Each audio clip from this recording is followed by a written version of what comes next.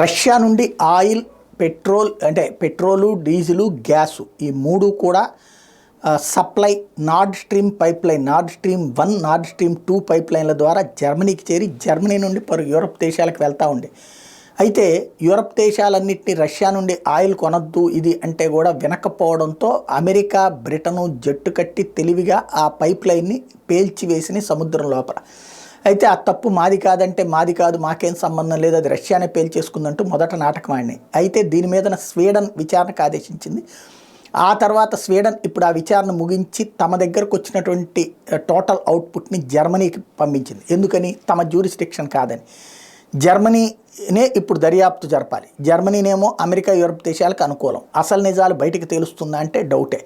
అసలు విషయం ఏంటంటే ఈ పైప్ లైన్ల ధ్వంసం నుంచి సర్వనాశనమైంది జర్మనీ ఆర్థిక వ్యవస్థ. జర్మనీకి సంబంధించినటువంటి వ్యాపారాలు తగ్గిపోయినాయి, పరిశ్రమలు దెబ్బతిన్నాయి, ఉద్యోగ అవకాశాలు పోయినాయి, ఉపాధి అవకాశాలు కోల్పోయారు.